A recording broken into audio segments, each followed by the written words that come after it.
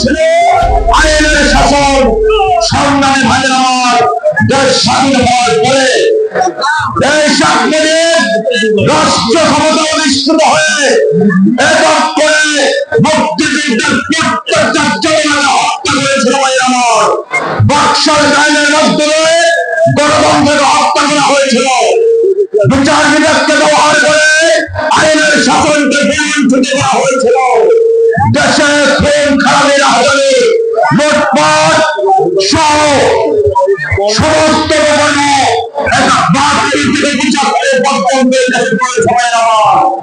যাদের বয়স 60 করে তারাই জানেন শেখ মুজিবুর রহমানের সেই দুঃশাসনের ইতিহাসের কথা।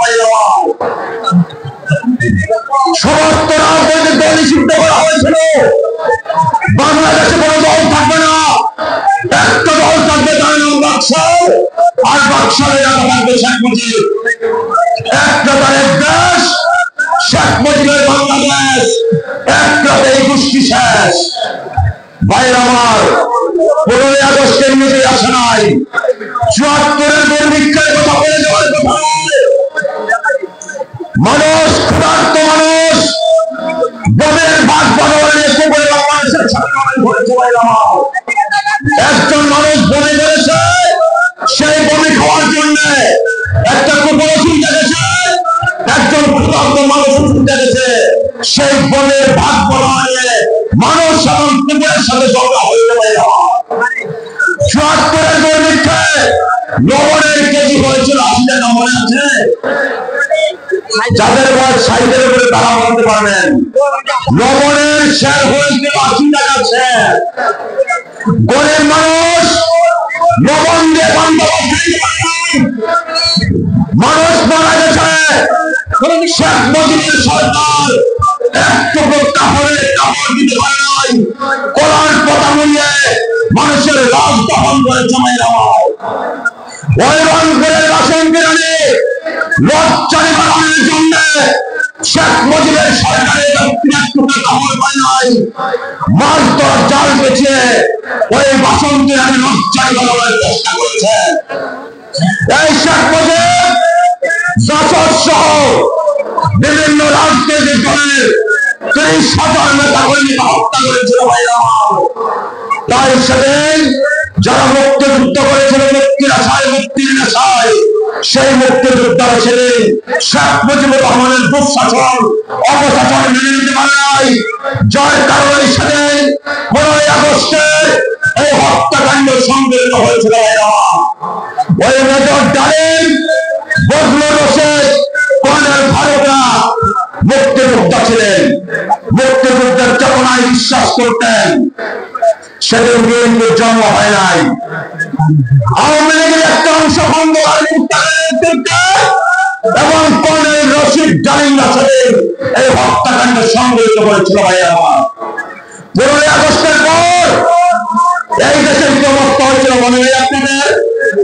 রক্ষী বাহিনীকে এমন অত্যাচার নির্যাতন ছোট পোলাপান বন্যা আসলে মা বলতে হয় রক্ষী বাহিনী আসলে, কিন্তু রক্ষী বাহিনী ছিল অ্যাকাউন্টের নাম। 15 আগস্টের পর আওয়ামী লীগের এমন অবস্থা হয়েছিল, সন্ধ্যার পর যদি ডাক দিতে পেয়ে যায় আমি আওয়ামী লীগ করি না গো, এই অবস্থা হয়েছিল না? আজকে শেখ হাসিনা এই 17 বছরে এমনই করছে। আজকে আওয়ামী লীগরা বাড়ি বাড়ি সাইন নিয়ে গেলে আর লিখে দিল সাইন করে এই বাড়িতে কোনো আওয়ামী লীগ নয়, এই বাড়িতে কোনো আওয়ামী লীগ নয়। ভাই আমার সেই প্রেক্ষাপট শেখ হাসিনা নির্বাচন করতে পারে। আপনারা জানেন পৃথিবীর সবচেয়ে নির্যাতন যে কারাগারে হয় গোয়েন্দামালা কারাগার, সেই কারাগারকে বের করেছে শেখ হাসিনা। ভাই আমার আয়নাঘর দিয়ে, আয়নাঘরের হায়না দিয়ে এই দেশের হাজার হাজার মানুষকে নির্যাতন করে হত্যা করেছে শেখ হাসিনা। এই 16 বছরে এদেশের ব্যাংক লুটপাট করে শেষ করেছে। শেখ মুজিবুর আমলে শেখ কামাল ব্যাংক ডাকাতি করেছে, আর এই শেখ হাসিনার আমলে শেখ হাসিনা মন্ত্রীরা ব্যাংক লুট করেছে ভাইরা আমার, ব্যাংকে টাকা পয়সা নাই। আজকে বাংলাদেশের রিজার্ভ সবথেকে স্মরণকালের মধ্যে আজকে বাংলাদেশের আইনের স্বাতন্ত্র্য পুনরুদ্ধ করে বিচার বিভাগকে ব্যবহার করে বিরোধী মতের রাজনৈতিক নেতাকর্মীদের জেল জল পরিবারের মাধ্যমে আমার মুক্তিযুদ্ধের চেতনাকে শেখ হাসিনা হত্যা করেছে। সুরেশ ভাই বলেছে যায় না আমাদের কথা, না বললেই চলে না।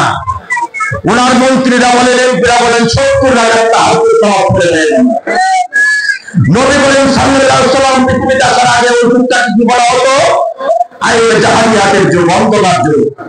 আর এই 16 বছর আমি জাহিলিয়াতের যুগ চলছে ভাই আমার, আমি জাহিলিয়াতের যুগ চলেছে 16 বছর।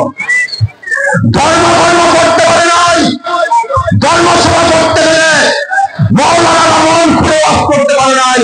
মাওলানা ইসকাইলানি স্যার আওয়ামী লীগের নেতারা বলছে কোরআন আর হাদিস থেকে আওয়ামী লীগের বিরুদ্ধে, সত্য কথা বললে যদি সেটা শেখ হাসিনার বিরুদ্ধে যায়, আওয়ামী লীগের বিরুদ্ধে যায়, আলেম ওলামাদের বলার কিছু আছে?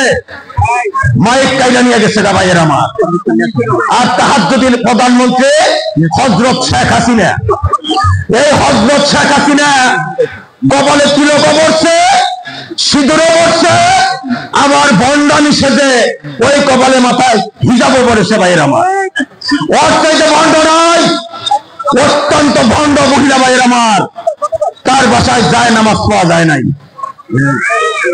যারা অভিযোগ করেন তাদের উদ্দেশ্যে বলতে চাই, একজন মুসলমান হিসাবে ইসলাম, আমল, ঈমান আর আওয়ামী লীগ একসাথে চলতে পারে না, রাষ্ট্রবিদ্যা ভিন্ন।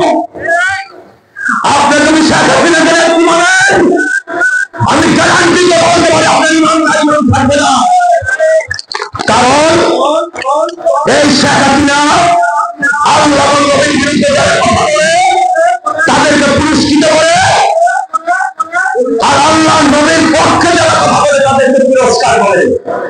একটা প্রমাণ হয়ে যাচ্ছে ভাই আমার, ওই যে শাহবাগ চত্বর ইন্ডিয়ানের কথা শুনেন নাই? ওখানে সব নাস্তিকের নানা করা হয়েছিল, বলতে প্রজন্মে ডাক্তার শাহবাগে। আমি বলি না প্রজনন চত্বর, প্রজনন চত্বর। সেখান থেকে আল্লাহ নবীর বিরুদ্ধে কথা বলার কারণে বাংলাদেশের হাইকোর্ট স্বপ্রণোদিত হয়ে একটা রুল দায়ী করছিল। সেই রুলটা কি ছিল? আল্লাহ নবীর বিরুদ্ধে কোনো কথা বলা যাবে না। আর ওই শাহবাগের এক নাস্তিক বলদার রাজে তার ফেসবুক পেজে লিখেছিল, শেষ পর্যন্ত আল্লাহ নবীর রক্ষা করার জন্য বাংলাদেশের হাইকোর্ট কাজে করল। সবাই নাউজুবিল্লাহ। ওই রাত্রে রাতের শেষ ইসলামিক চেতনায় ওই শক্ত জনের তাদের আকিদার মুক্তি বাংলাদেশে এখন আছে। রাজের করে রাত্রে খতম। পরের দিনে রাজীবের নাম দেখতে পেয়ে শেখ হাসিনা বলতেছে দ্বিতীয় মুক্তিযুদ্ধে প্রথম সুযোগ। নাউজুবিল্লাহ। শহীদের সংজ্ঞা কি? শহীদ কাকে বলে? এই বন্ড শেখ হাসিনা নিজে জানেন, আবার তাহাজ্জুদের প্রধানমন্ত্রী হযরত শেখ হাসিনা। শহীদ বলে তাকে শহীদদের অবমাননা করা হইতে পারে না। যার কথা শহীদ বলছে সে দুটাই তো শহীদের হিসেবে রাষ্ট্র। শহীদের সংবাদে জানে না সেই শেখ হাসিনা তাহাজ্জুদের প্রধানমন্ত্রী হযরত শেখ হাসিনা। কালে হাসিনা গেলে ইমান থাকবে? ইমান থাকবে না। ভাইয়ের আমার, আমাদের নেতা, কাঙ্ক্ষিত নেতা, আমাদের নেতা জীবনে আমাদের উপস্থিত হয়েছেন।